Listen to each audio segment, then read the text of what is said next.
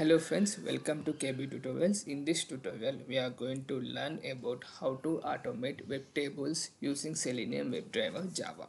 So, web table is nothing but collection of rows and the columns. So, here the rows are nothing but a collection of columns which are arranged in a certain manner.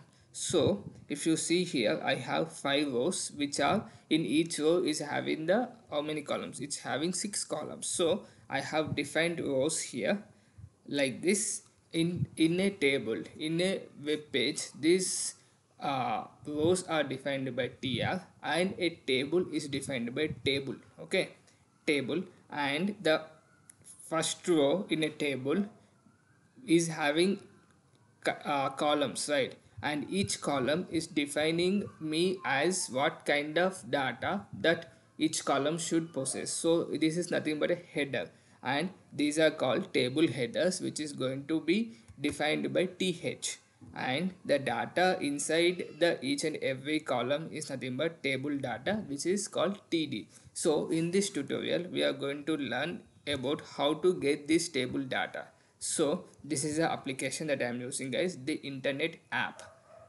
.herokuapps.com. So here uh, let me run. Okay, no need of running, that's fine.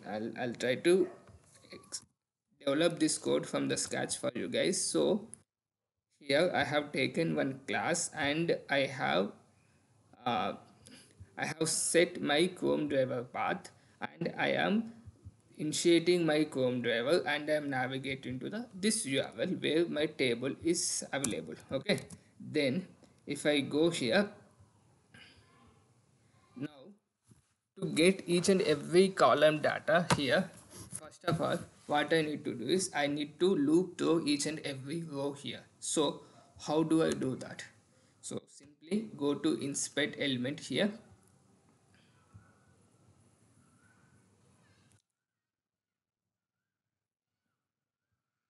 So this you can see it is tr, and another tr, table row, first row, second row, third row, fourth. Okay, this is a t body. Okay, t body is entire thing, and table header is this first one, and this is my table. Okay, so simply what I'll do is, first of all I have this 5 rows, right? So this I wanted to loop through each and everything. So I'll define my export something like this. Since I have id for the table, this is my entire table.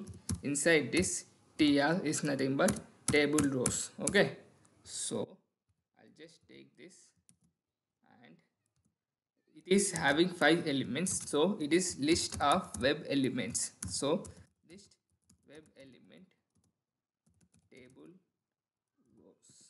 table rows is equal to wd dot find element by xpath, and I am defining my xpath here. Okay, so list is coming from util, web element is,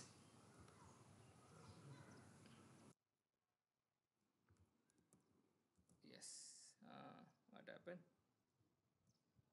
this is my web element, so I need to import my web element here. This find web elements, then we'll get the count, right? So if you see here, I have if I give one first row, second row, in a similar way third row, right? So so using the count how many elements I have, I can loop through each and every row here. Okay, so for that I use for loop here. Int I is equal to 0, I less than r is equal to table rows dot size I plus plus. Okay, size will give me the list of web elements here. So I have 5 rows, so I'll loop into each and everything here. Okay, then Then if I want to go through the data here, what I'll do is simply I'll use td here. If you see here for the third row, I am having 6 elements. Okay, so I could get that. So for the second row, I am having 6 elements, I could get that. So if you observe properly, this is my XPath, isn't it? So I'll just keep it here. If you observe properly,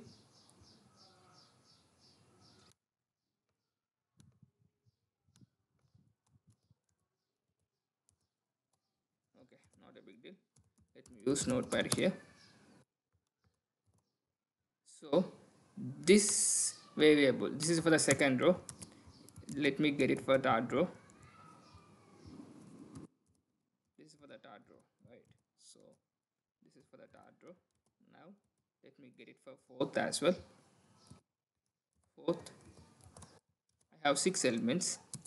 So if you observe properly, everything remaining same except this indicator. This is, I am going to get it from my for loop. So what I can do is I can create one variable with this. Let's say variable 1 is equal to this one, and second variable let me create with the remaining one, and that number anyhow I am going to get it from my for loop, and I am dynamically assigning that. Okay, so this is my thing. So let me define one variable called string column first is equal to,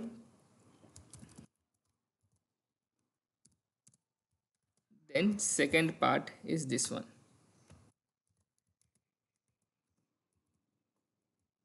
string column last is equal to this one. Okay, then string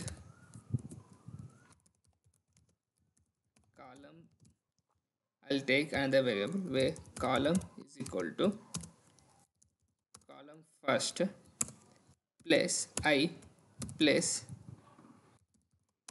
column last. So here at the end of each loop, here till here this will be constant. After that I will have I value, then this will be there. So this will come at each loop. This x path I'll get at each loop, depend on the value of I, this x path is going to vary. Okay, so this is how we can dynamically create our x path, guys. So once I have the column here, what I can do is, let me take list of web elements here, because I know at each row I have 6 columns, right? So for that, list of web element, let's say like columns, let's say like table columns. Since I already used columns variable, so I'm using table columns. Table columns is equal to wd dot find elements by xpath. Xpath will be nothing but my column. So just for our reference purpose, what I'll do is I'll just try to display it on the console. Okay, and for each iteration, before displaying, I want to know how many elements are there. So for row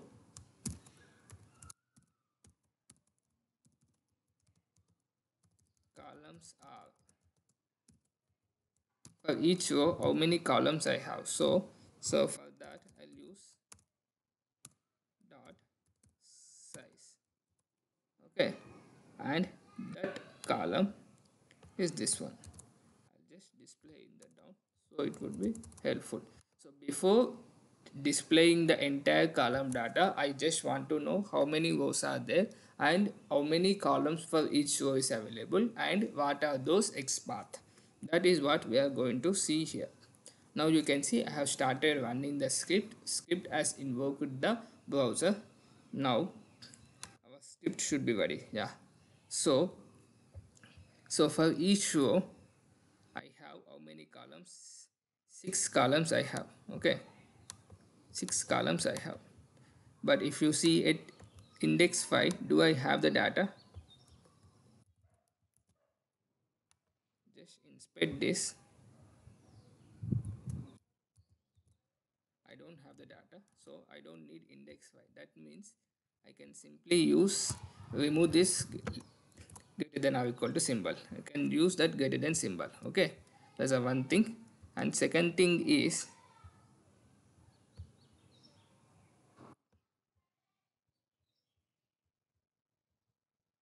if you see the output here, this is the first one. But do we have the data for this? I am doubt, because I'll tell you why. We don't have a data here because its zeroth row will be nothing but zeroth row will be nothing but this one, this last column one. Okay, this is my zeroth row. So here now you can see this one. So okay, so anyhow I don't need zeroth row as well, so I can use one here. So at 1, do I have td data? I don't have. Here I have it. Okay, td, that means at 0th row I might have, I don't have anything because this is a th. Okay, so my focus about the data in the table, right? So I can simply, what I can do is, from here I found all these things, right? So this is in my list of web elements here. Okay, so I simply loop through each and everything. So int I is equal to int j is equal to 0,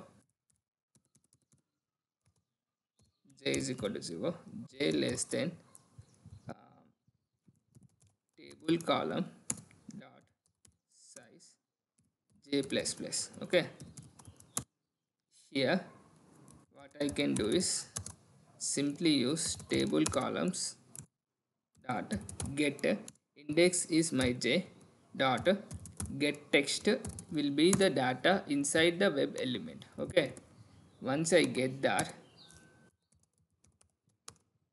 I'll just do this way. Okay, I'll try to put sys out so that I'll get data in my console. Now you can see I started running the script and script invoked the browser.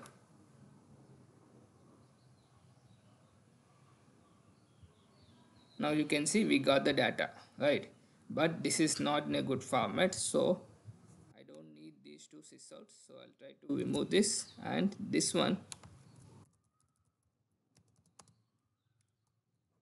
I do the space so that for each and every column there will be some spacing. Now you can see I have started running the script.